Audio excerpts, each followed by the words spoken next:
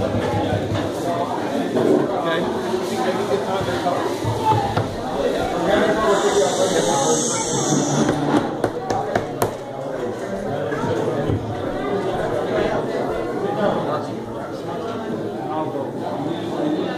we're going to try to move it along quickly.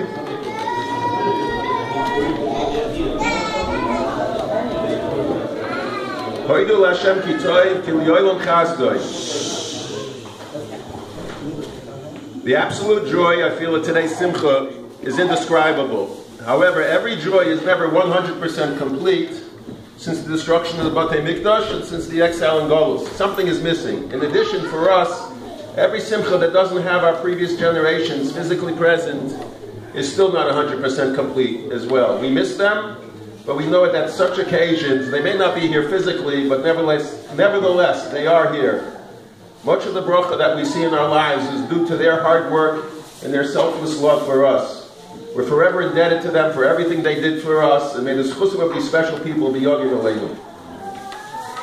So I've been thinking a lot about the following question recently.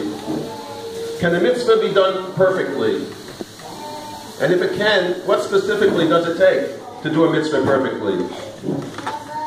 So Turnus Rufus was the wicked Roman governor who ruled Eretz Yisrael 50 years after the destruction of the second Beis HaMikdash.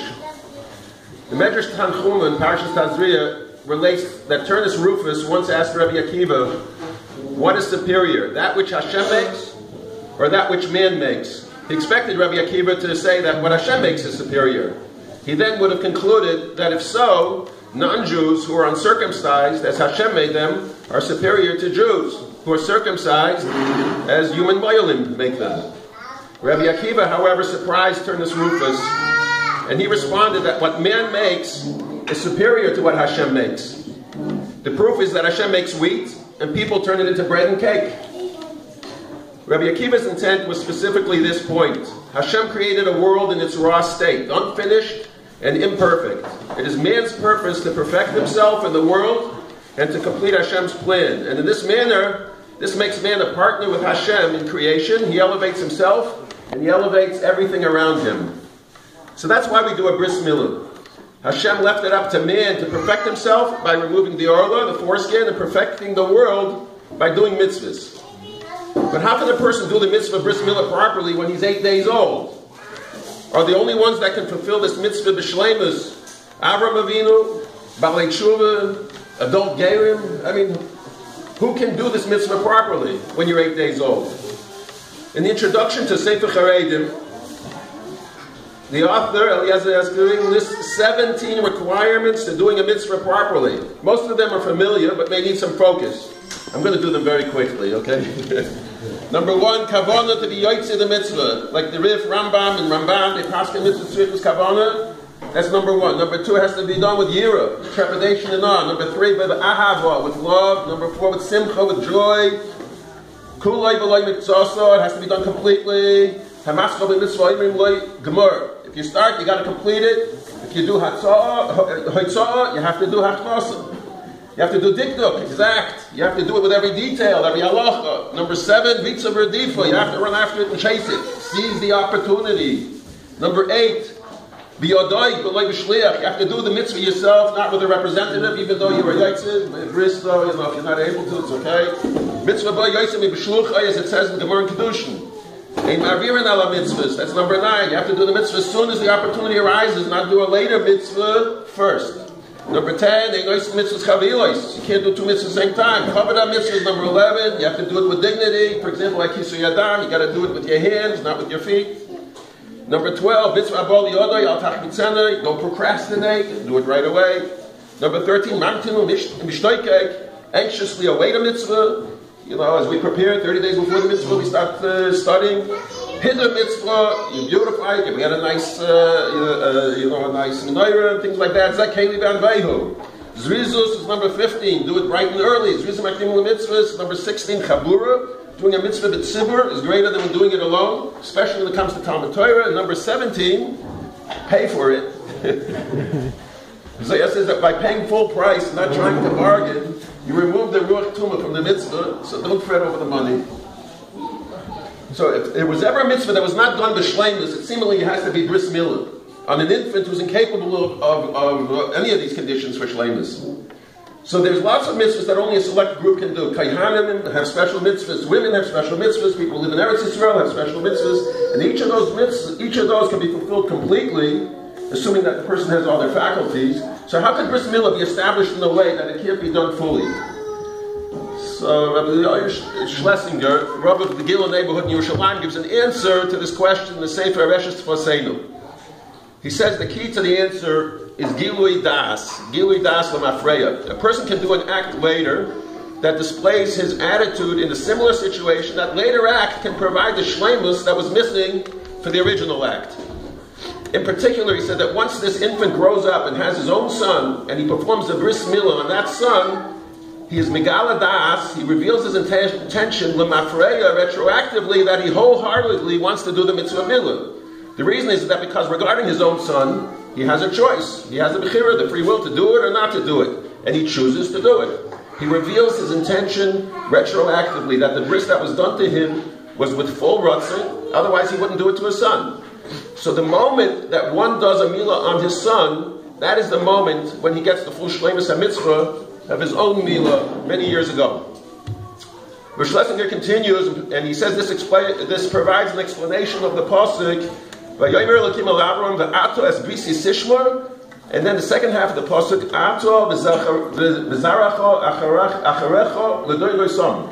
that you, Avrom Avinu, who was doing the milah when you were a gadol, you have the full shleimus mitzvah, but your children who are going to be doing the mitzvah when they don't yet have das, how are they going to get a shleimus in the mitzvah? And the answer is in the second half of the pasuk, that when your children are mal their children, that is when their own mitzvah becomes complete. So on this Areshes Tfaseinu, I saw Rabbi Menachem Mendel Lerner here in Lakewood.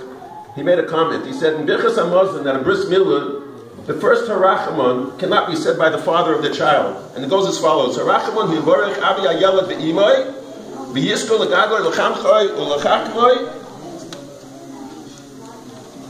miyoyim hashmi v'holo yeirotza domoy v'hi Hashem elikav imoy. This bracha is going on the father and the mother of the child. If so, why does it say miyoyim hashmini v'holo yeirotza domoy, which appears to be referencing the child? So based on what we just said, we can now understand this harachman. The entire harachman does refer to the parents, and that domoy doesn't refer to the child; it refers to the father's bris. That from the eighth day of the father's bris, the dam of the father's own bris should be yeirotza lifnei Hashem, pleasing to Hashem, because the father's milah is not considered pidam b'shleimus. Now that he was mal his son.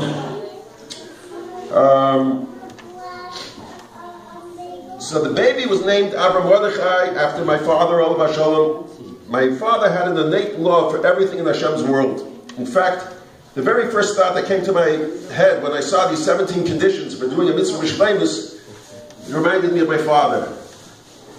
I'll tell one quick anecdote about my father. The family doesn't like me to tell stories about the father because they feel like it's not enough.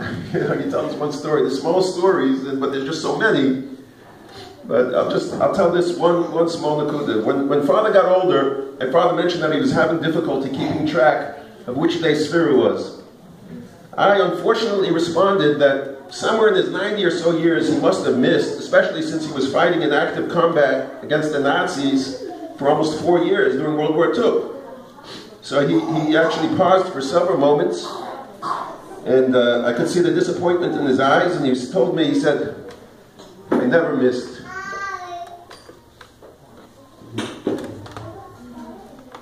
I give a bracha to young Avrom Mordechai that he reflected midas tovos and love for the Torah and Hashem's bria that characterized his great grandfather. Rabbi Akiva told him, we can return this Rufus. Our job as Yidden is to take unfinished items that Hashem placed in the world and complete them. So Nati, you've now been zoichet to complete your own mitzvah of bris milah b'shleimus today. Your son, our little grandson, Avrom Mordechai, one day will be zoichet mitzvah Hashem to complete his own mitzvah bris milah b'shleimus. That was begun here today. And Be'ezus Hashem, many, many more mitzvahs b'shleimus. I can't wait to learn the Sefer Charedim and tell them about this speech. He should grow up to be a gadol b'Torah, gadol b'avodah, gadol b'chmilus chasadim, and the person who grows up to give nachas ruach to the Boyer Olam. And that's chus he and all of us should see the Geula Shlema of Karev.